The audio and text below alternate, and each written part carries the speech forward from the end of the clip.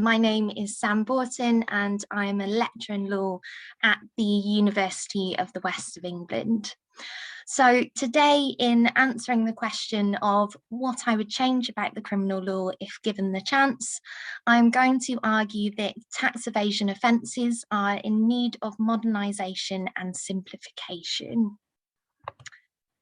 Just there we go. So in doing so, I'm going to start off today by talking about the use of the criminal justice system in tackling this offence. I'm going to provide an overview of tax evasion offences, identifying some of the key issues in this framework, and I'm going to propose two alternatives to the current patchwork of offences. So before looking at tax evasion offences in detail, it's important to provide some contextual or some background information in order to explain why reform is essential at this particular point in time.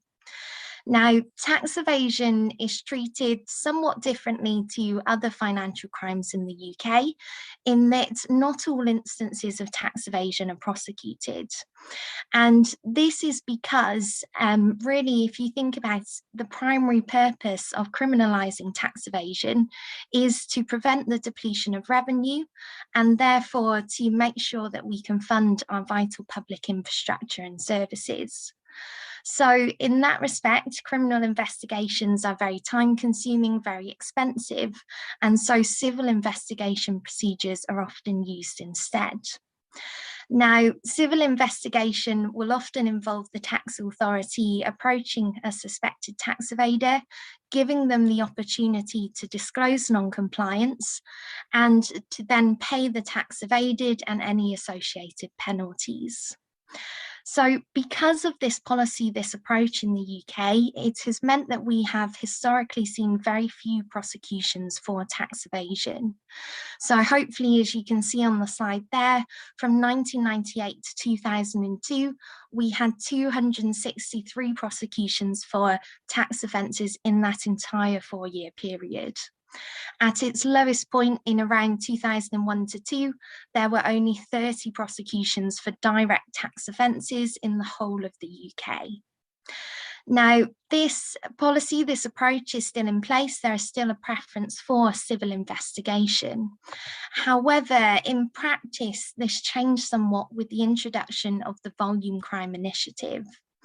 So in 2010, HMRC were tasked with increasing the number of tax evaders referred to the Crime Prosecution Service for prosecution.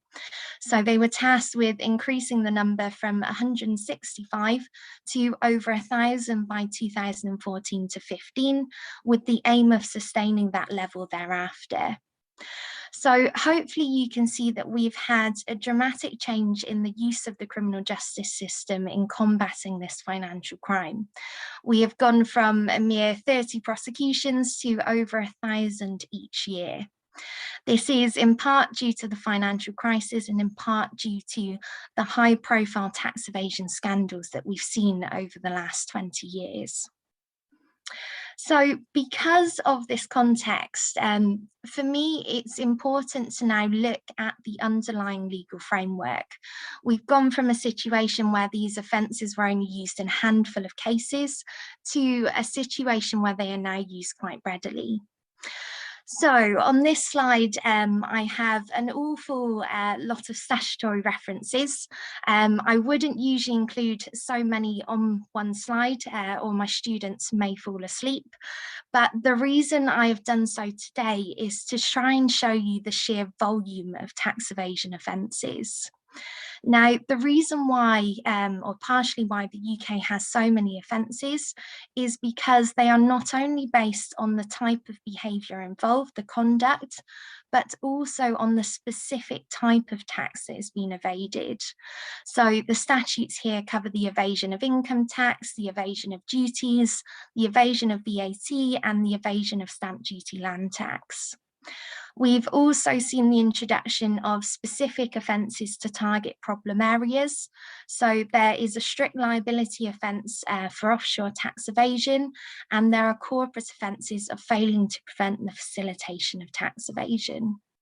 On top of this, it must not be forgotten that general offences such as fraud and false accounting can be used to prosecute tax crimes, and tax evaders can also be charged with money laundering offences, either in addition to or as a substitute to a tax evasion charge.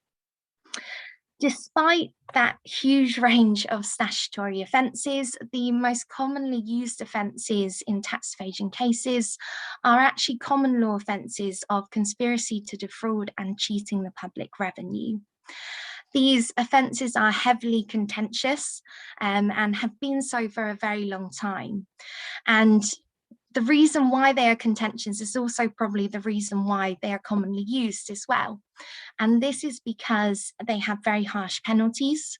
So for instance, the cheating offence, the maximum penalty is potentially life imprisonment, whereas for fraud offences, the maximum penalty is around 10 years.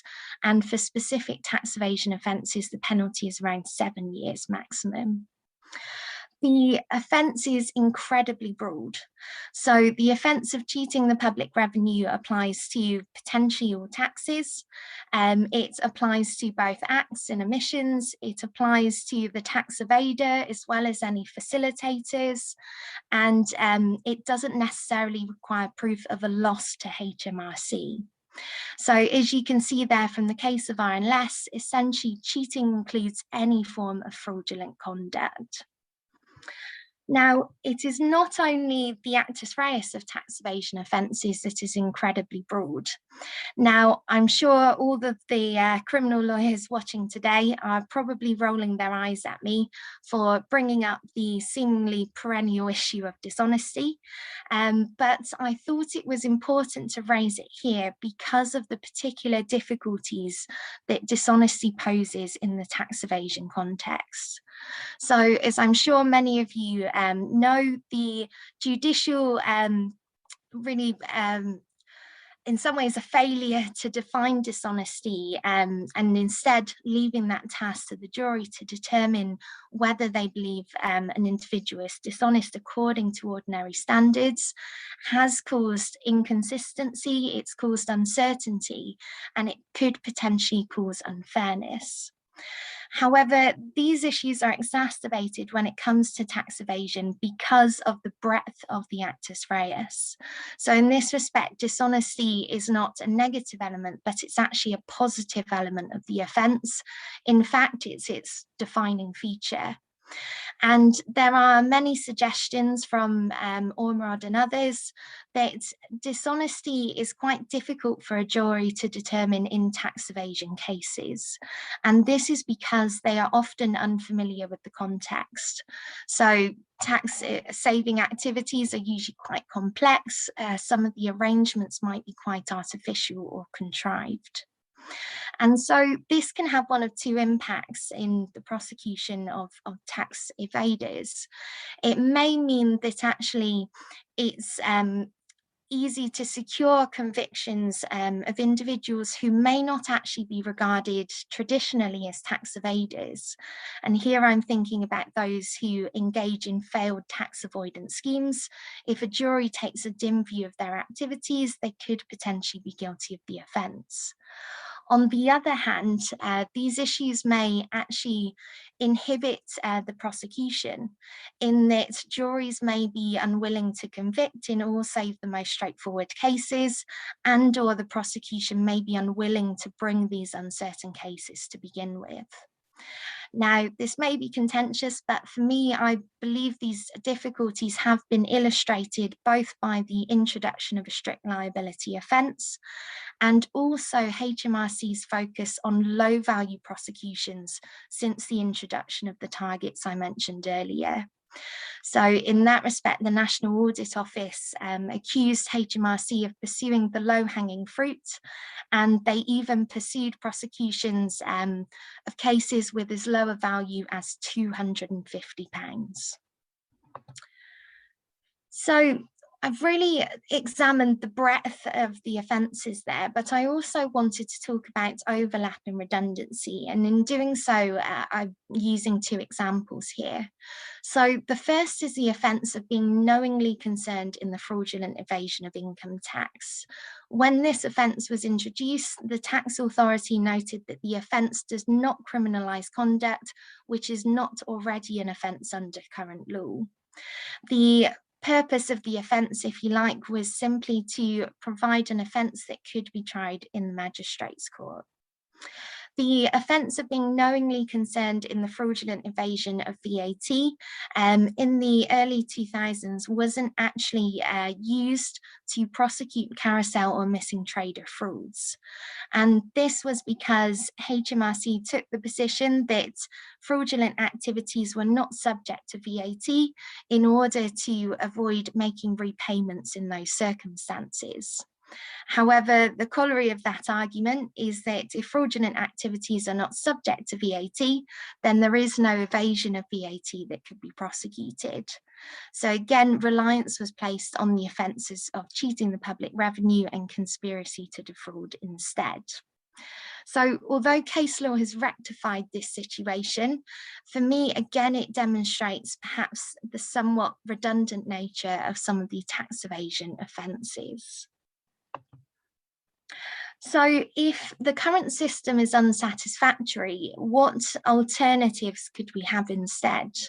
Now, one option that has been suggested by Peter Aldridge, among many others, is to actually codify the cheating offence. That could be an option. However, one of the difficulties with this is that we would need to more narrowly circumscribe the ambit of the cheating offence.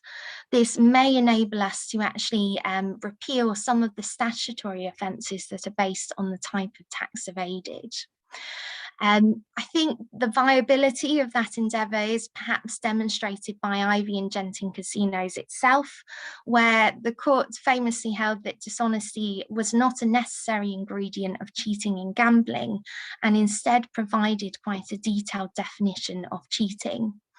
And hopefully you can see there I've taken the definition from Ivey and Genting Casinos, and I've attempted to tailor it to the tax evasion context.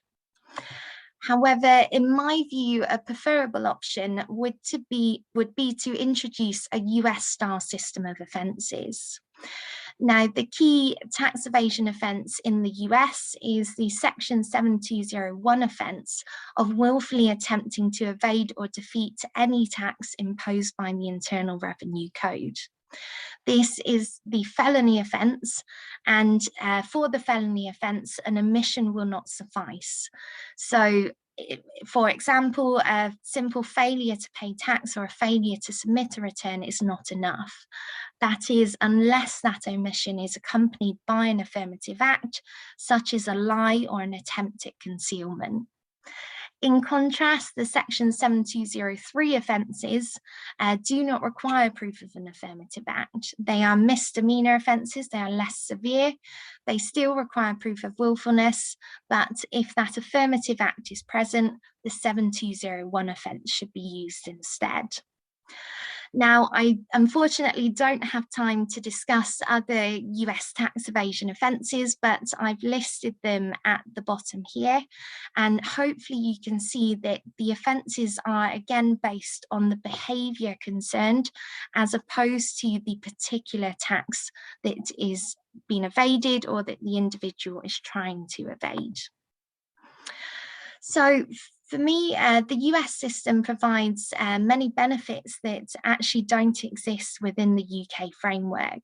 One of the key benefits is that we can actually differentiate between individuals who have failed to comply with the legal obligation and those who have actively attempted to mislead a tax authority. The US system also shows the benefits that could be obtained by having a definition, whether of judicial or statutory creation, of the mens rea element of tax offences. So in this respect, the US mens rea element of willfulness has been defined through decades of judicial decisions. And we have a much clearer idea in the US system of when an individual will be considered to have committed an offence. And finally, one of the other benefits of the US system is that they actually restrict the use of other general offences in tax cases. So offences like wire fraud, mail fraud, and money laundering can only be used in particularly egregious or complex cases. So as an example, the US used these offences to prosecute the facilitators involved in the Panama Papers. So to conclude, hopefully I've demonstrated that today reform is needed to actually restore doctrinal coherence to this area of criminal law. We have gone from a place where these offences were rarely used to a place where more than 1,000 individuals are prosecuted for this crime each year. And so for a long time, tax evasion has almost been the forgotten financial crime. We have seen efforts to reform the law relating to money laundering, to fraud, to bribery, to terrorism financing, but actually similar efforts have not been made in respect of tax evasion. I've proposed 2 options for reform today, which could hopefully be considered. And in my view, the US-style system of offences provides the preferable option for reform. Thank you.